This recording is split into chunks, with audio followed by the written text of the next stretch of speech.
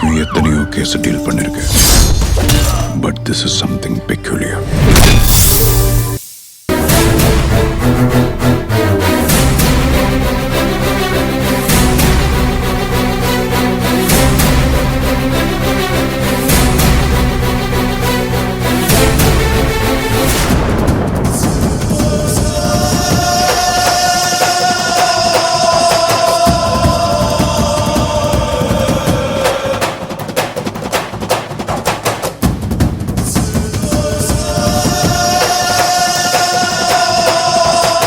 சம்பந்தியம்மா, இதோ மாப்பிள்ளை எல்லாருமே வந்துட்டாங்க.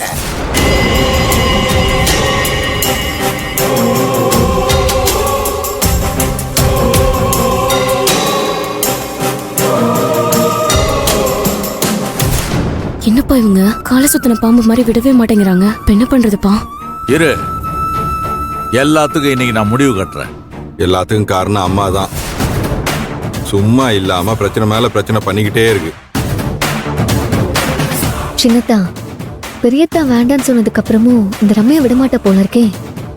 அதான் சுடர் சொன்னால, காலை சுத்தின பாம்பு எப்படி விடணும்.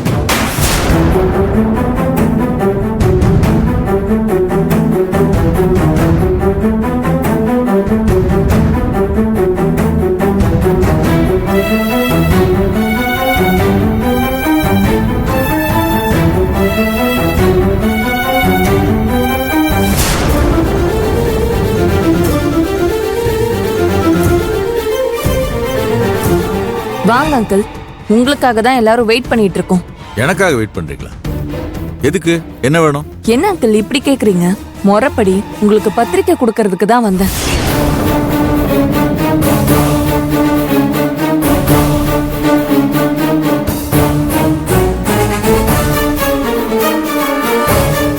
பாருங்களேன், தயவு செஞ்சு சொல்றேன், இதெல்லாம் எடுத்துட்டு இப்பயே கிளம்பி போயிடுங்க.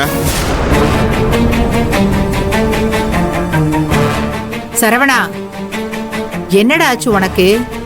உன்னை தேடி வந்து அதிகாரத்தையும் செல்வாக்கையும் ஏண்டா வேண்டான்னு சொல்லி தட்டி விடுற? மா, வாய் மட்டும் சும்மா இருக்கிறியா? எனக்கு அதிகாரமா செல்வாக்கோ ஒண்ணு தேவை கிடையாது.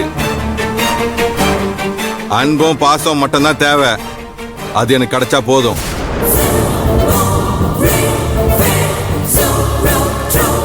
ஐயோ மாப்பிள்ள, யார மனசுல வச்சுக்கிட்டு எதை மனசுல வச்சுக்கிட்டு நீ இப்படி எல்லாம் பேசுறன்னு எனக்கு நல்லாவே தெரியுது. உன்னை நான் புத்திசாலின்னு நினைச்சிட்டு இருந்தேன். ஆனா நீ இப்படி எல்லாம் மாறுவன்னு கொஞ்சம் கூட நான் எதிர்பார்க்கவே இல்லை.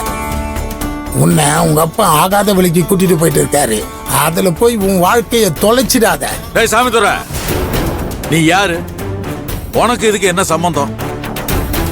என் சம்பந்தி, என் தங்கச்சியோட புருஷன், என் மருமகளோட அப்பன், இந்த உறவு முறையெல்லாம் முன்னாலே அருந்து போச்சு. இப்போ உனக்கு இதுக்கு எந்த சம்பந்தமும் கிடையாது. என் வீட்டு பஞ்சாயத்தை நீ உட்காந்து பேசிட்டு இருக்க கூடாது. மரியாதை கெட்டு போயிடும். போடா வெளிய. யோ வார்த்தை, நான் ஒன்னும் உன் தங்கச்சி புருஷனாவோ உன் மருமகளோட அப்பனாவும் உன் சம்பந்தின்னு உறவு கொண்டாட வரல. கமிஷனர் அம்மாவோட தகப்பன்ற ஸ்தானத்துல வந்திருக்க இங்க.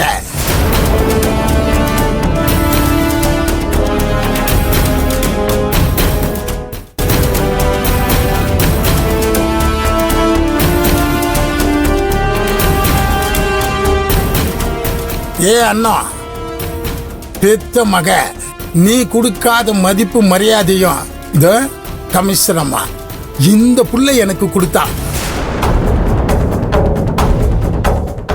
நீ என்ன ஒரு செல்லா காசா கூட மதிக்க மாட்ட. ஆனா கமிஷனர் அம்மா என்னையும் என் பொண்டாட்டியும் பெரியவங்களா நினைச்சு அவங்களுடைய கல்யாண பத்திரிகையில எங்களுடைய பேரை போட்டு எங்களை பெருமைப்படுத்திருக்காங்க.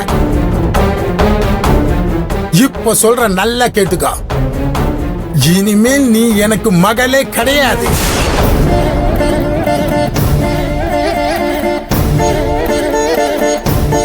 இந்த கமிஷனர் தான் என்னுடைய மக. நான் தான் இவங்களுடைய அப்ப. நீ யாருக்கு வேணாலும் அப்பனாரு. அத பத்தி எனக்கு அக்கறையும் இல்ல, கவலையும் இல்ல. முதல்ல எல்லாரையும் கூட்டிட்டு இங்க இருந்து கிளம்பு. இருங்க மிஸ்ஸஸ் கார்த்தி, கோவப்படாதீங்க. நாங்க அங்கிளுக்கு பத்திரிக்கையை வச்சுட்டு கிளம்புறோம். தப்பா எடுத்துக்காதீங்க அங்கிள், எனக்கு அப்பா இல்ல. அதனால எங்க அப்பா ஸ்தானத்துல இருந்து சாமிதுரை ஐயா உங்களுக்கு எங்க கல்யாண பத்திரிக்கையை கொடுக்கறதுக்காக வந்திருக்காரு.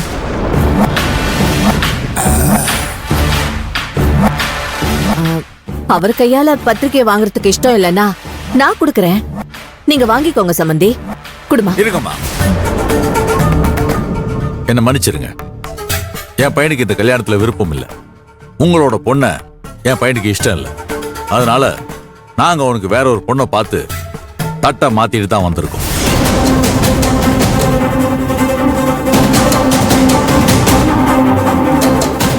அது எப்படி வாத்தியார? வேற பொண்ணை பார்த்து தட்டை மாத்திட்டு வருவீங்க? நம்ம ஊர் வழக்கை என்னன்னு உனக்கு தெரியாதா? சரவணனுக்கும் கமிஸ்ரமாவுக்கும் கல்யாணம் பண்ணி தரேன்னு ஊரறிய உறவறிய நிச்சயதார்த்தம் பண்ணிட்டு நீ இப்ப வேற ஒரு பொண்ணோட சம்மந்தம் பண்ணிட்டு வரனா என்ன அர்த்தம்? இது எந்த விதத்துல நியாயம்? எந்த விதத்துல நியாயமா? அன்னைக்கு உன் கமிஷனர் பண்ணது எந்த விதத்துல நியாயமோ இன்னைக்கு நான் பண்ணதும் அந்த விதத்துல நியாயம்தான். நீங்க என்ன சொல்றீங்க அங்கிள்? நான் இப்போ அநியாயமா என்ன பண்ண? என்னம்மா என்ன எதுவுமே தெரியாத மாதிரி பேசிட்டு இருக்க? நான் யார் சொன்னா கேப்பேன், யாரு பேசினா மறுக்கவே மாட்டேன் நல்லா தெரிஞ்சுக்கிட்டு திட்டம் போட்டு ஊரு பெரிய மனுஷங்க எல்லாம் கூட்டிட்டு வந்து என்ன பேசவே விடாம செஞ்சு ஏதேதோ சூழ்ச்சி எல்லாம் பண்ணி தட்டை மாத்த வச்ச. இப்போ ஒண்ணுமே தெரியாத மாதிரி பேசிட்டு இருக்க. நீ எனக்கு நடத்துனியே அது நிச்சயதார்த்தம் இல்லம்மா, நாடகம்.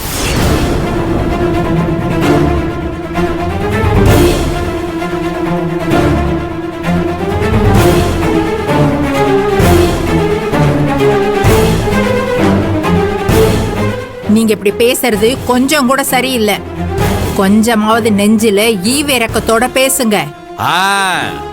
அதேதான் நானும் சொல்றேன். நீயும் கொஞ்சமாவது ஈவி இறக்கத்தோட நடந்துக்க.